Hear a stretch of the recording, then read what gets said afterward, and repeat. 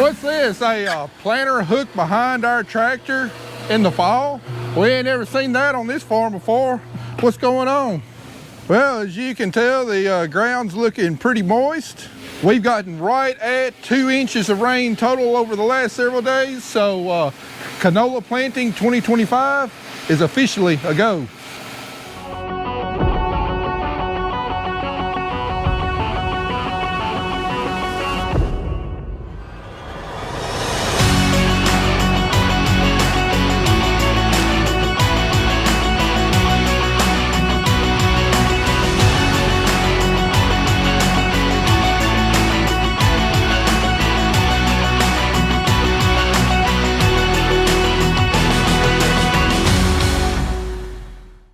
Now, I talked in quite a few videos this summer and early fall about my decision to kind of shift away from wheat a little bit, start experimenting with canola. Hopefully should be a lot more profitable option for us than wheat currently is. And then not only that, just the fact that I'm growing a crop that someone actually wants to buy, that has a demand for.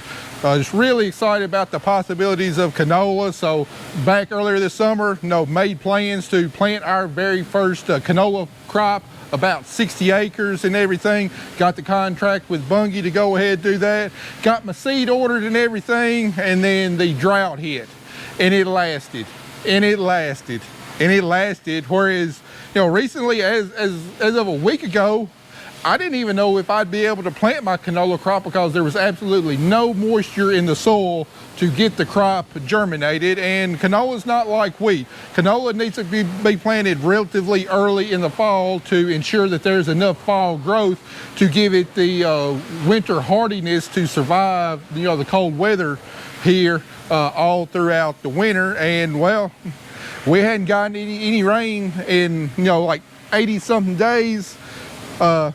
Prospects didn't look good, whatever, so we really need to have our canola planted by the very first part of October to give it a good shot at high yields. So honestly, I didn't think we were going to be able to plant it. I thought I'd have to send my seed back and just maybe plan on trying it again next year. But the good Lord has blessed us with several days of light rains. None of this rain has come hard. It's all come relatively slow. Not a single drop of it has run off. It is all soaked into the soil. We've got plenty of moisture in the soil now to go ahead and plant our canola and get a good stand and everything. So we got our planter hooked up. We got to get this planter swapped over to canola, something I've never done before, but should be pretty simple and straightforward.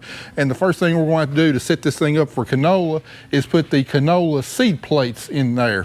Now, I know earlier this summer I talked about my plans to not use the planter to plant our canola because frankly I saw way too much of that planter this spring with all the planting and then the replanting we had to do. Our planter is completely cleaned up, looks almost like new, and the last thing I want to do was pull it out of the shed over there and take it to the field and get it dirty again. So I had plans that we were going to use my grain drill to plant the canola. Problem is, canola has to be planted at a rate of around 3.8 to 4 pounds per acre.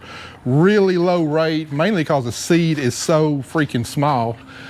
And, it's impossible to set a drill for only 4 pounds an acre. So I had plans that I was going to blend my canola seed with elemental sulfur to provide a filler around 15 pounds an acre. That would mean we need to drill about 19 pounds an acre total of product, and that would be no problem setting our drill for. However, we've got to plant our canola behind our corn because that's the only crop we've got harvested right now. And all that residue on the soil and everything, I felt confident that I could get the drill to do a good job with seed placement. But since how I've never grown canola before, don't have any kind of yield history on it, experimenting with the drill would not have been a smart decision this year, especially with the financial crisis as all of agricultural is going through. What we've experienced as a farm with a major drought and yield reductions, we need to hit a home run on this canola. And I decided I'm just going to bite the bullet. We're going to pull the planter out. I'm going to buy the seed plates for it, and we're going to use something that I know for a fact will accurately meter and place the seed in the soil to give us the best chance of success for this year. Will I try the drill in future years? I don't know. I might. You know, for the first thing, it depends on whether we're going to keep on planting canola. You know, a lot of it's going to ride on how well the canola does this year. And now that I've purchased all the seed plates for everything, it'd be kind of foolish for me to invest the money in seed plates and not use our planter to plant the canola. So anyway, here's the seed plates from Precision Planting for canola, and look at how tiny those holes are. I mean, that just goes to show you just how tiny the seed are. Anyway, these are 80 hole plates right here, and then we've got the knockoff wheel right there that goes with it, and then we've also got this right here included in the kit, and I have no idea what that is. I don't know if that's a singulator or what, but I haven't seen anything that looks like that goes inside our meters. So I hope that they got some instructions in here that kind of explain what to do. Yeah, they call it a canola wiper kit. So we're going to pull some boxes off, open up the meters, and see what all is involved in getting this thing set up to plant canola. All right, I think I got everything pretty much figured out. We got this little doohickey here, which they said some kind of canola wiper or whatever. We had to install that in there specifically for canola. And then right here behind the singulator retaining spring, there's a rubber adhesive piece that we had to stick on there. It says something about keeping the small canola seed from bridging up or something. Not exactly sure, but the instructions were not very clear about that. Had to call about that. And then the other stuff is pretty straightforward. We got our knockoff wheel specifically for canola mounted in there. Then we got our seed disc. Bolt all that back together. We need to put our corn singulator in there. I had to call about that. They weren't clear on what singulator we needed, but we use the corn singulator for cotton. Apparently we use it for canola. Everything that's only got a single row of holes around. Now our soybean disc have got double holes there, and it's got a different singulator that we use in the meter for soybeans, but apparently everything else I think uses the corn singulator. Problem is we've only got 12 corn singulators on hand because we only use the rear 12 rows to plant corn, and our front units are strictly used to plant soybeans. So got to get 11 more corn singulators for all the front units in order to be able to plant this canola. So hopefully my supplier can get them to me pretty quick, because if we miss any rain today, canola planting, I'm targeting Monday right now, and it's Thursday today, and I'd love to get this canola in the ground Monday. Think it'll be plenty dried up enough that we can do a great job planting, still plenty of moisture in the soil, but also I don't run the risk of getting our planter real dirty and everything over 60 acres.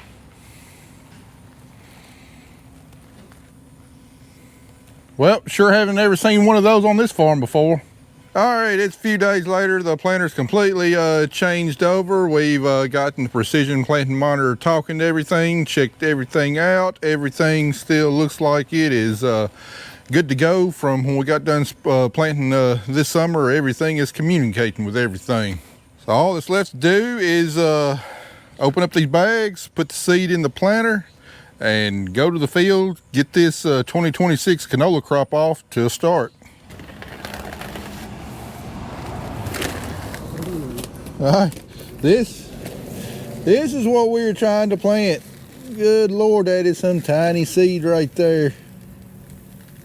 All right, this canola seed is 81,000 seeds per pound. We need to plant approximately 4 pounds per acre. Since this is our first crop, I'm gonna plant it a little bit heavier. We've got enough seed to plant 4.2 pounds per acre, so I'm gonna set my monitor on 4.13 pounds per acre, which is about 335,000 seeds per acre. because my monitor doesn't deal in pounds per acre, it deals in seed per acre. So 335,000 seeds per acre.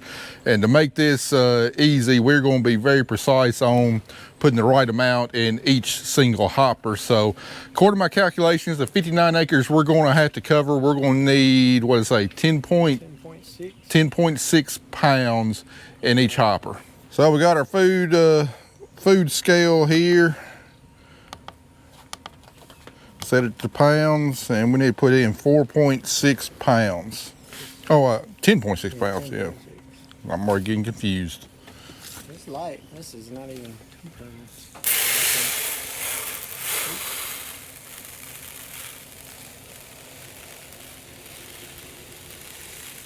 Yeah, I would expect that would be more than 3.16 pounds.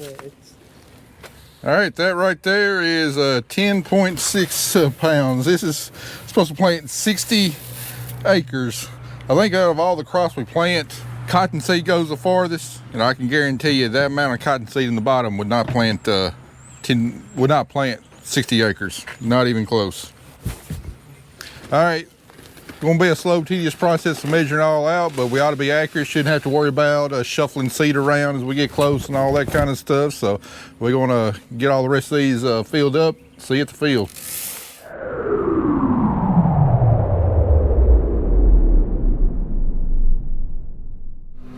All right, we just made it over here. You can see Andy's over here. He's loading chicken litter into the spreader. He's out spreading in front of me. We actually got started on that Saturday afternoon, so cross my fingers. I think everything's ready to go. So turn on our vacuum and hydraulics.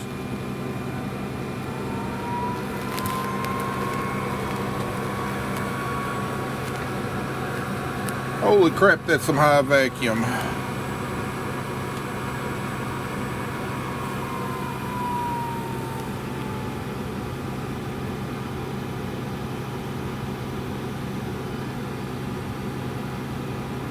That's still pretty high. Ease it down some more. All right, that's about right. So load some seed here. Well, that's kind of what I was expecting. We already verified that we got seed coming out of every seed tube. I ran the meters manual and everything, and it's put out seed, but the seed is so tiny that the sensors on my seed tubes, the wave vision sensors, will not pick it up. And that's what this thing depends on, is the reading a seed going through each seed tube, and when it sees that, it knows it's loaded. But since the seed are so small, this monitor thinks that it wasn't able to load the seed plates on rows 1 through 23, whereas in fact it did. But this could be a problem with planting. If I can't use my monitor to know if every unit is putting out, if I have an issue, there's no way for me to monitor it. So we're probably going to have to stop regularly and double check, make sure all my vacuum hoses are on, make sure every unit is putting out, just so we don't have skips going across the field. But I mean, the planter was designed, with plates to plant canola, but not everything on the planter was necessarily designed to plant canola with, but we'll make do. All right, I want to treat canola about like I treat wheat. We're going to plant at an angle to the rows because I don't want one of my row units riding right on top of the old corn row. It's not going to make for good seed placement on top of that. Even though we run the ripper right on top of the row and we did a good job of getting rid of root balls, I think we're going to do a lot better job just going at an angle to the old rows. And before I get started on the field, I'm just going to set the planter down right here in the middle of the field, plant a short strip, get back there and see if I can see if the planter's set halfway decently. All right, we got a little short strip planted, and see if we can scratch around, but I think this is going to be a pretty difficult job because of how absolutely tiny that seed is actually finding it. Okay, we got our planter set almost as shallow as it can go. I think we can go 1 notch shallower. We want these canola seeds max of about a 1/2 inch deep. All right, I found the first one. I don't know if you can see enough. There's a tiny blue dot right there at into my knife point, and it's not quite an inch, somewhere between 3/4 of an inch and 1 inch. So that was the rear unit. Let me check one of the front units. All right, right there's one of my front units. That's about a 1/2 inch deep. That's probably about perfect for whatever reason.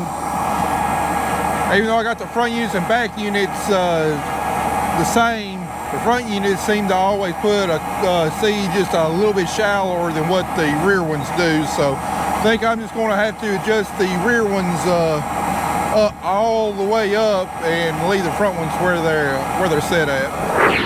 I think we've got everything running pretty smoothly. We do kind of have something weird going on the monitor here. I don't know if it's called a small seed size or what, but I mean, it is reading some population, not anywhere close to what it's supposed to be. But see all those where it's not painting, but it's also doing the same thing on the downforce map too, which doesn't make sense. But I mean, I've checked all the readings row by row and everything. I mean, it's doing what it's supposed to do, and it's putting seed in the ground. So I don't know. We don't have time to really unlock that mystery right now. By the time I finally got everything up and running, it was about noon for me, and we got 60 acres to plant. And if you notice, I'm not going all that fast because we're placing this seed so shallow. The ground is kind of rough from the ripping. I actually set my downforce on heavy just to minimize unit bounce, make sure it's going to cut through this corn residue and everything else. So we're trying to keep our speed around 5 miles an hour just to make sure that you know, we don't have any types of issue with seed placement. Then you say Andy stopped over there. He said one of the tires on that spreader came off the rim, so he's going back to get a jack, cheater tank, and other stuff he's going to need. Oh, look at that, just like magic, transported from a tractor into a combine. Now guys, seriously, last night I sat down to get started editing my canola plant video, and I downloaded all the footage the day before, and I thought all the files carried over just fine anyway. Went to go import them into Premiere Pro, my editing software, and like the last 9 clips I recorded somehow got corrupted. I have no idea what happened. I tried recovering the files from my micro card that had already been formatted, but unfortunately it looks like those 9 clips are permanently lost. So I apologize about that, but basically all I was doing was talking about the financial reasons, the economics of canola versus wheat and that kind of stuff. And I'll definitely be sure to cover those subjects in upcoming videos about the canola stuff. And anyway, guys, I apologize. I'm sorry, but hey, when you're doing this kind of stuff, that kind of stuff happens from time to time. Somehow the last clip of the day did record, so I mean, I do have that. But anyway, until we get to that last clip, enjoy some drone shots. Sent us some pretty cool music of us playing the canola.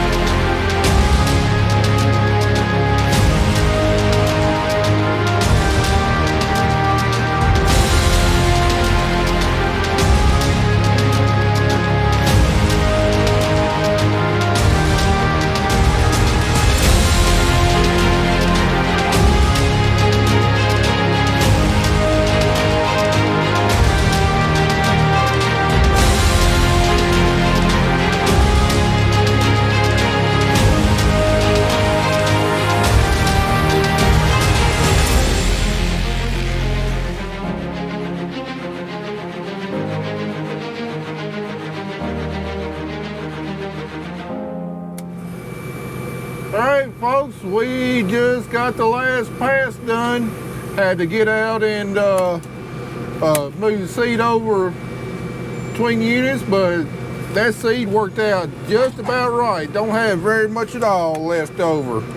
So we're gonna get this thing back to the shop. I'm just gonna drop it on the wash pad. We'll wash it whenever we get a rainy day or something, and stick her back in the shed for the winter.